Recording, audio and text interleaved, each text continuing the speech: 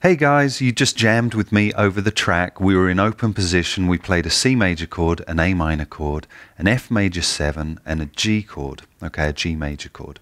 Now I'm going to show you a cool trick to play a second guitar part that we're going to layer up over that first guitar part. Now we're playing in the same key, and some of you, I don't want you to get confused. I'm going to try and explain this as best I can.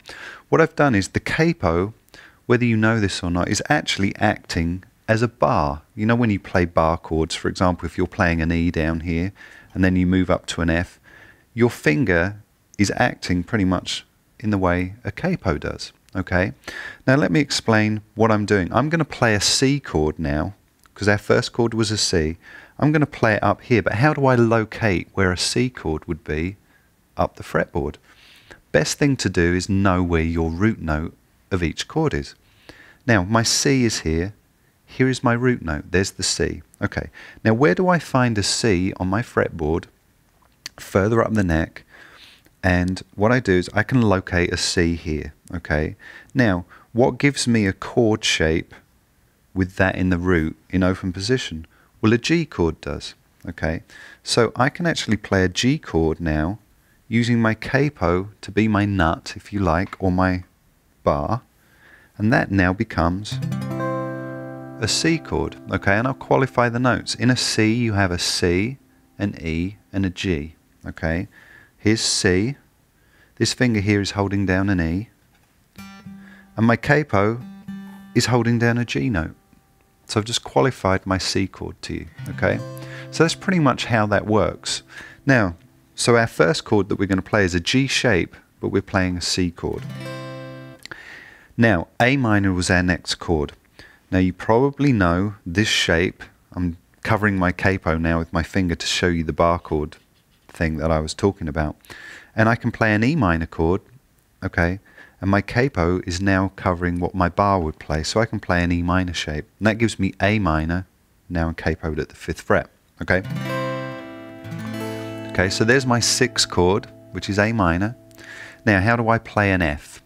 Alright, well, one of the ways of doing this is where do we locate F? Remember we said we locate F in the fretboard. Well, here's my F. Okay, so there's the F chord. Alright, and I'm going to show you another way of figuring this out in a minute too, but I wanted to show you this. Okay, now, the next thing, what was our next chord? The next chord was a G. Alright, now, my G is going to be here, and I'm going to qualify how we figure that out. A D chord is here with an open string. If we moved it 2 frets, it would become E. 1 more fret would become F. Another 2 frets becomes G. There's my G, alright? And we've already established that the capo is holding down the G. So there are my 4 chords. I'm going to show you again. There's C, but I'm playing a G to play it. There's A minor, but I'm playing an E minor to play that chord.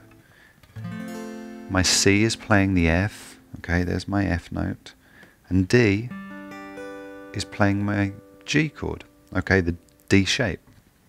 Okay, another way of you locating this on the fretboard would be to say, okay, in the key of C, C is 1, A minor is 6 minor, F was 4, and G was 5, okay. Now that we're playing in the shapes of G, you could locate it that way if you're technically minded in that way. G's 1, E minor is 6, C is 4, D is 5. Do you see what I'm saying? If you guys understand the theory behind that, and we've got lessons on RobbieCalvoGuitar.com on those things, applied harmony and theory. Anyway, let's play this part. We're going to jam over the track. I'm just going to play this real quick for you. So.